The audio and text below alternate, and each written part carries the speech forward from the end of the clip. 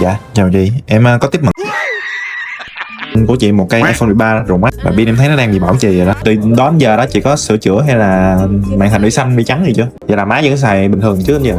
Pin dung lượng thường hay dung lượng của Apple nó sẽ không chạy chẩn đoán được. Khi mà chị lấy theo 6.5 á, nó sẽ báo là tình trạng pin chưa xác minh. Thì bên em có thêm một loại nữa, nó là dung lượng cao. Pin dung lượng cao đó thì sẽ chẩn đoán được và nó sẽ mất đi cái dòng là chưa xác minh. Thì nó sẽ là ngày kích hoạt như ngày hôm nay, nó sẽ có đồng bộ hẳn luôn. Nhưng mà không chỉ là chị có pin dung lượng cao mà chị còn được tặng thêm cường lực của ốp lưng. Ốp lưng thì sẽ giống ốp lưng này, ốp lưng mới luôn. Thì bên em sẽ đi là cái đòn kháng nước, tại vì máy mình mua em thấy cũng lâu lắm rồi, nên là cái keo kháng nước